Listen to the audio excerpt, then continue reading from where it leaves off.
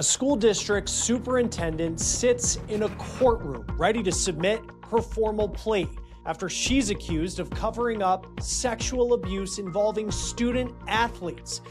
Can you not walk me in cuffs through my entire workplace? Can we walk out the back door?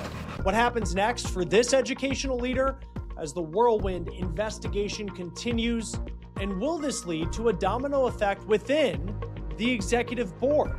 We're on the case presented by Law and Crime. I'm Chris Stewart. Well, we have some new developments to get to regarding a shocking scandal that is rocking a Washington state community as the Longview School District superintendent appears in court this week for a second time. I want you to remember, because we covered this case a short time ago, this superintendent is alleged to have covered up some very serious crimes at Mark Morris High School involving student athletes, alleged hazing and alleged sexual assault. Frankly, too graphic to lay out word for word. And I want you to keep in mind that there are two students who ended up getting arrested in connection to this. And we're going to get into that a little bit later. But let's get to what happened this week. On Wednesday, 58-year-old Karen Clowninger appeared in court for her arraignment in plain clothes after posting a $5,000 bail just a day after her arrest back in May. Now, at the hearing, she entered a formal plea, and that plea was not guilty to a felony charge of tampering with a witness and two misdemeanor charges of failure to report and obstructing a law enforcement officer. And there's more information from the hearing that we have learned, including when Clowninger is set to go on trial. And there's some new details about the prosecution's case. But this case is not just unfolding inside the courtroom. In fact, the investigation is far from over. There have been several decisions already made by the Longview School District that have had a direct impact on Clowninger, along with other key leadership personnel within the district. And those decisions have posed several questions. Is this superintendent allegedly the only one at fault? Or is she just the first domino to fall? We're going to get more into this unfolding aftermath shortly, but I want to break down how we got here because the alleged details are truly horrific every step of the way. This all begins on the evening of January 28th. A student contacted the Mark Morris male basketball team's head coach, Ken Kelly, reporting that a varsity player rubbed their bare genitals on his water bottle. Now, the following morning, January 29th, the head coach allegedly contacted the high school's vice principal, Paul Beckel, prompting an internal investigation consisting of several interviews with other players, including two alleged victims who were freshmen on the junior varsity team. Now, some of the alleged notes from the vice principal's investigation are included in Longview Police Department's probable cause affidavit. Quote, the notes detailed an interview with John Doe 2 that took place on January 29th, 2026, when he described seeing John Doe 1 come out of the team room looking shaken up and with red marks all over from people grabbing him. John Doe 1 also disclosed details about his own assault where he had been dragged into the varsity team room by multiple upperclassmen. He had been forced to the ground, pinned down, and had his pants pulled down. The two upperclassmen also attempted to pull his underwear down, then slapped his butt a couple of times. The notes also detailed an interview with John Doe 1, where he described a similar situation. He described being forcibly dragged into the Mark Morris High School's varsity team room by two upperclassmen. He said, quote, one time I was in there and they pulled their pants down and twerked on me against the wall and it hurt my back. Now, twerking is defined as a dance style that involves rapidly shaking, jiggling, and thrusting the hips and buttocks. It is often performed in a low, squatting stance over a bent-over position. John Doe 1 also said, quote, one time they pinned me down and they took turns rubbing their butt on my face. He went on to describe another incident. He said, quote, another thing that happened in there, a student had biofreeze once, a spray bottle. Before practice, they had been hinting at me all day that they were going to do something. So they pulled me in there and put biofreeze on my butt. The vice principal asked, who is they? The student then mentioned two different players. The vice principal asked, they put biofreeze in your butt? The student answered, yes. The vice principal asked, they have you pinned? The student answered, you can't do much. I usually just close my eyes. Now, as a side note, biofreeze is a menthol-based topical solution that typically is used to soothe minor joint aches, but it's also supposed to be used on the external skin. So any internal use, especially to sensitive areas, could lead to severe burning, stinging, even chemical irritation. So clearly, these are some very serious allegations being brought forth by these JV players. And, when it goes to what is being alleged here, this is not just hazing. Hazing is not good. It is never accepted. But this is beyond that. And this is in a different stratosphere than just giving a younger player a hard time. We're into the territory of sexual assault. So at this point, the vice principal allegedly gets the principal of the school involved, Aaron Whitwright. So here is what the principal allegedly told police. Quote, we asked Aaron when he had been made aware of these details of the Mark Morris High School investigation. He explained he had been privy to the full detail from the beginning. He explained that he had either spoken with Paul about the interviews that had taken place, or he had directly sat in on the interviews. We asked about the previously mentioned conversation between he, Andrew Schoonover, the executive director of student services, and the high school's resource officer, SRO Go. He confirmed that minimal detail lacking important context had been provided to the SRO and confirmed no formal written report or notes had been given to the SRO to review. During the conversation with Aaron, we eventually asked him if, given the totality of the circumstances, we could agree that the case had not been handled appropriately. And he said, quote, I can't necessarily say that because I was consulting with my superintendent, Karen, and Andy Schoonover.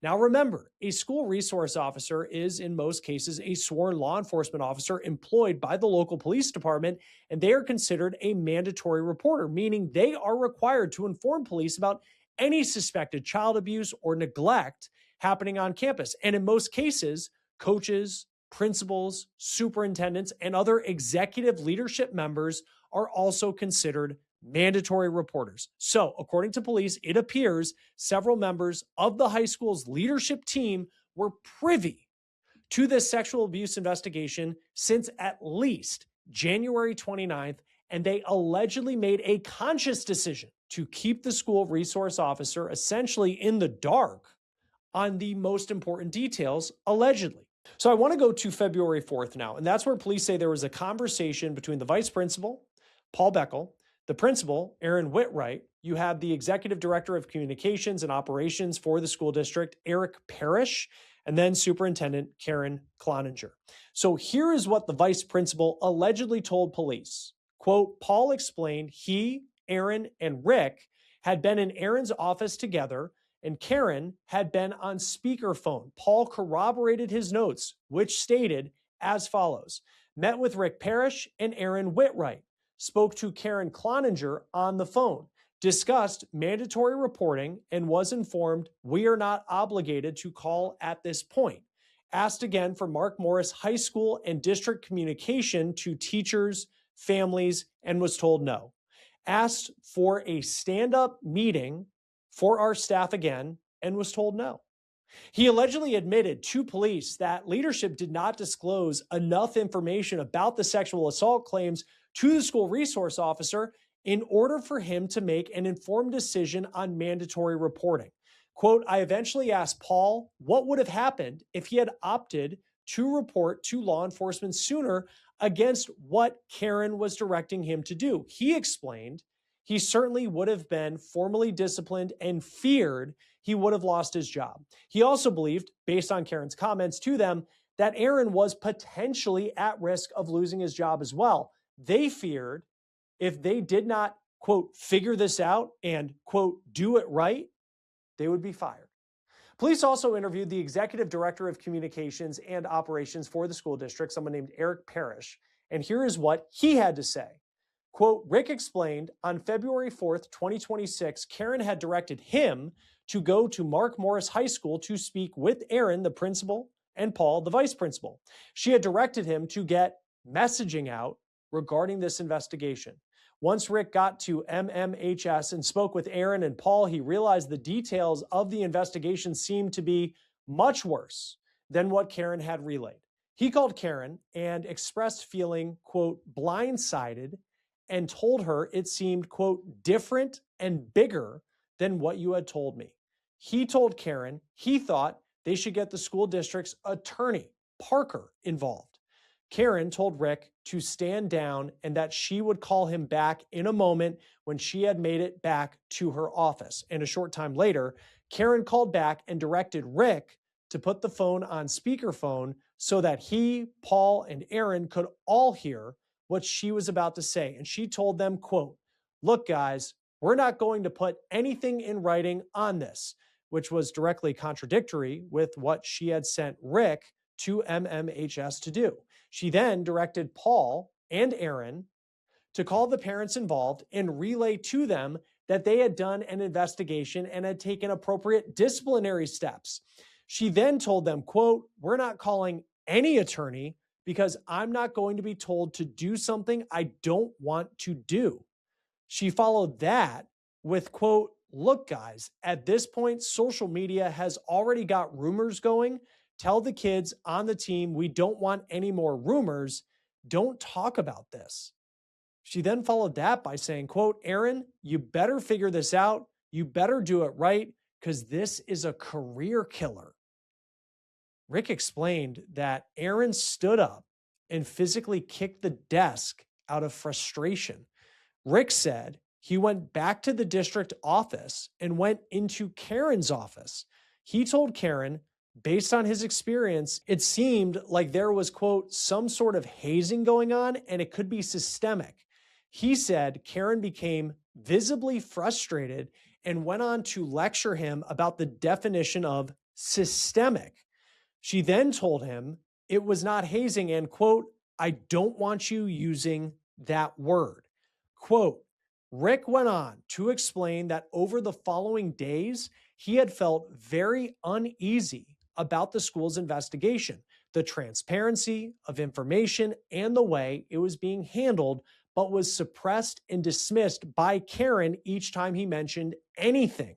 He said Karen went as far as telling him his intensity toward her about this investigation was too much and was, quote, off-putting. He explained that over the following days and weeks, tension rose between him and Karen. He said Karen made it clear she was upset with him for sharing information with law enforcement after the formal law enforcement investigation had begun and began treating him like the, quote, enemy. He explained he was shut out of conversations from then on and feared he would lose his job at any moment.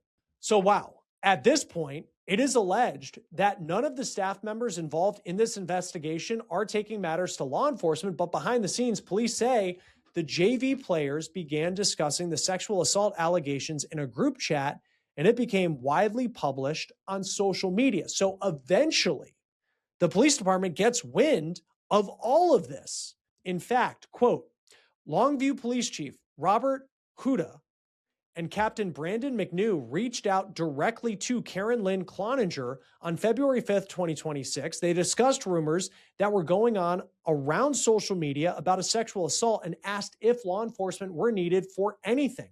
Karen responded by saying there had been an incident that had been investigated and handled internally, end quote. So according to the affidavit, Longview Police would not actively be involved in the investigation until 4 days later on February 9th, after one of the student victim's parents directly reported his son's alleged sexual assault to the school resource officer. Now, also that same day, it was circulating on social media that students at the high school were planning a mass walkout over how staff were handling the investigation. Now, before I get into the details of February 9th and onward, I want to jump back one day to February 8th.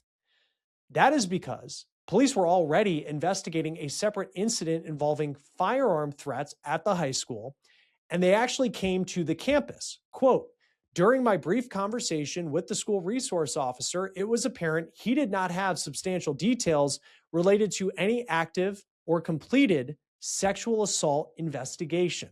The officer informed me, although he was familiar, that some students from the boys basketball team had been recently disciplined relating to conduct, he was unaware of any specific criminal actions that were alleged to have occurred. Due to my unfamiliarity with the SRO and school's discipline process, I asked the SRO to inform me how it typically works inside the school. The officer confirmed that typically the school will handle most investigations internally and only notify law enforcement if school administration deems it necessary as needed or should they need additional resources. So here is, according to police, direct proof the SRO allegedly was in the dark on the most crucial details of the investigation. He was aware that at least 4 players were suspended from it, but now he is about to learn the gravity of these allegations. Now back to the next day, February 9th, when a parent's report comes in. The SRO interviews one of the JV victims who provides a far more detailed account of the alleged abuse, claiming it had been occurring since the beginning of the basketball season, roughly 3 months earlier.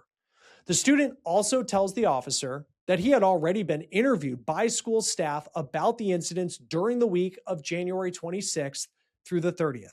This interview with the JV victim and the SRO marks the beginning of Longview Police's official criminal investigation. By February 11th, detectives had arranged forensic interviews with both primary student victims at the Children's Justice Center to get the full scope of these allegations of sexual assault.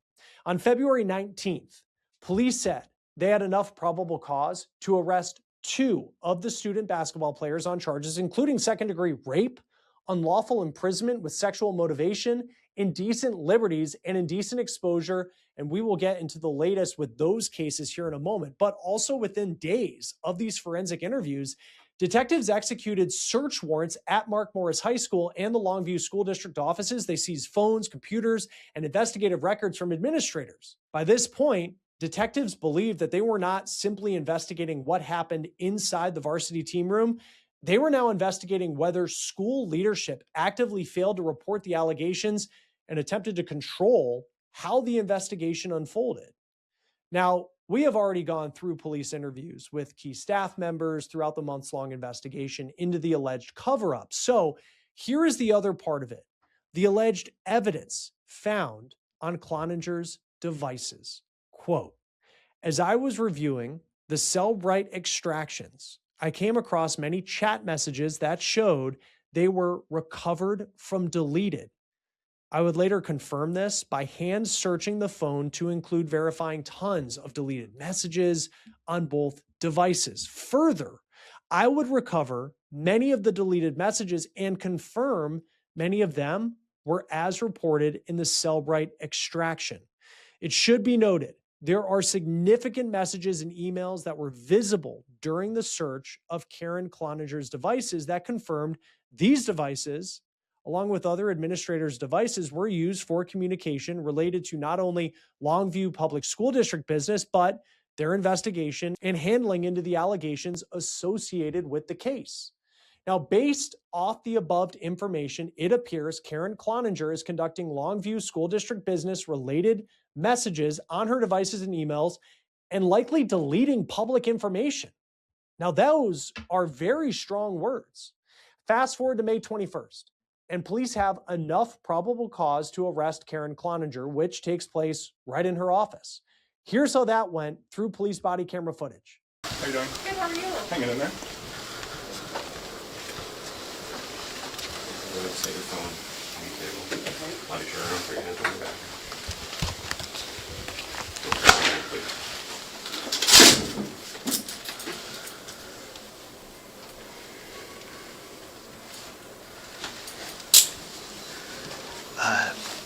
You and I will just walk her out. Yeah.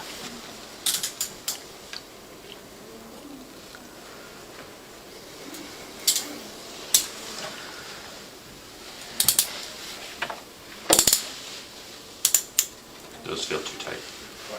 I think they're okay. Can I ask what I'm being charged with? Yeah, I will tell you here in just 1 second. Okay. Can I get my attorney on the phone? You'll have an opportunity to make a phone call. Because I don't have that number memorized, and I'll need my phone to call. I didn't say I was taking your phone.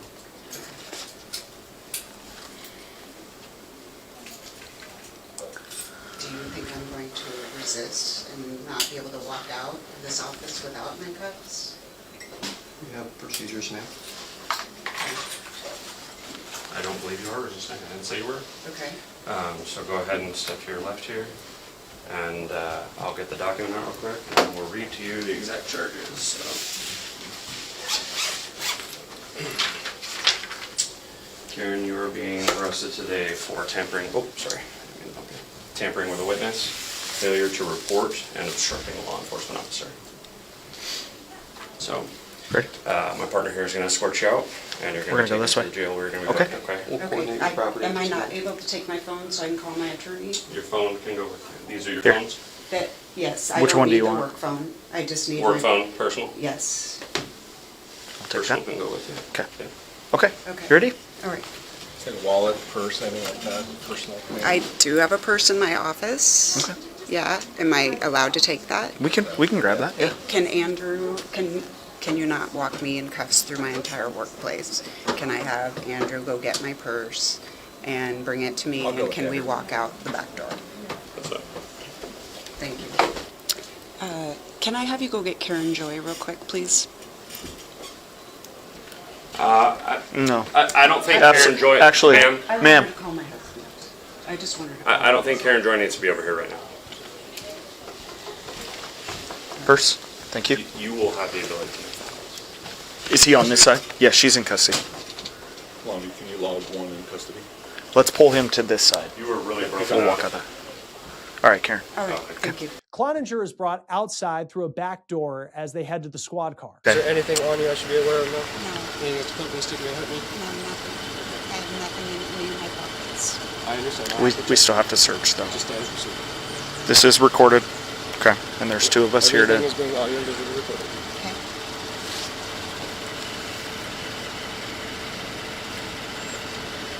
Are you just wearing these trousers? Like, there's no underpants? Like you don't have any pockets underneath, do you? Okay. I'll switch you.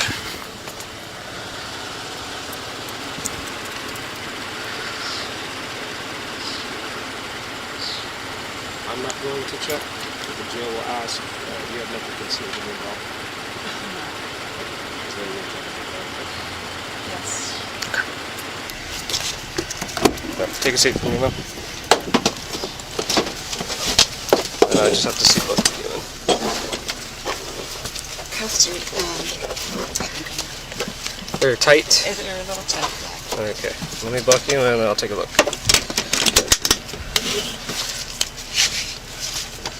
Alright. Actually, I should have did that. Alright, so just turn and face that way. Like, just rotate your body so I can look at your cuffs. I know it's a little awkward. Okay, which one? I wonder if it's your bracelets. Is it this one? Or the other one? Okay. I think I'll be okay. So I can get 2 fingers in there. I understand they're not the most comfortable thing, especially with this seat, but As far as the phone call goes, like to your attorney, the jail should let you go through your phone to get that phone number if you need it. Okay. And then you can make that phone call. Okay. You good? I'm good. Now, after Clowninger was arrested, she was placed on paid administrative leave. But as of Monday, the Longview School Board voted unanimously to change that to unpaid leave as the investigation and legal process continues to unfold.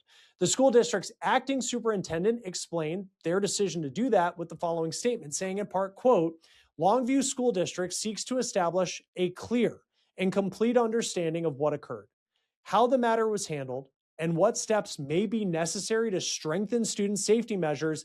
At the heart of every action is our responsibility to provide a safe, supportive learning environment for all students. As for Clowninger's case, she waived her right to a speedy trial at her arraignment, which was on Wednesday. Her case is now set to go on trial on October 19th of this year. Also in the arraignment, we learned the prosecution's witness list includes at least 50 people so far, all of which Clowninger is barred from contacting.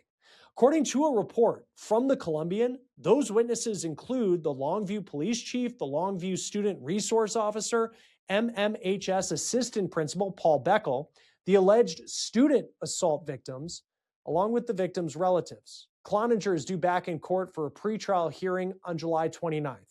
Now, you might be asking yourself, will anyone else, based off everything we just talked about, is anyone else going to be facing charges in this situation? According to the Longview Police Department, they announced the Executive Director of Student Services, Andrew Schoonover, is also expected to face charges, including failure to report and making a false or misleading statement to a public servant. As of right now, the Longview School District says at least 3 other staff members were placed on administrative leave in the midst of this investigation, in addition to Clowninger and Schoonover.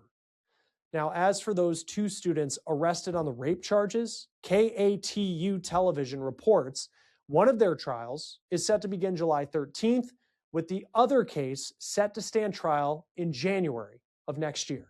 That will do it for On the Case, presented by Law and Crime. Subscribe to us on YouTube and Spotify, and we're also now streaming on Peacock. I'm Chris Stewart. We'll see you next time.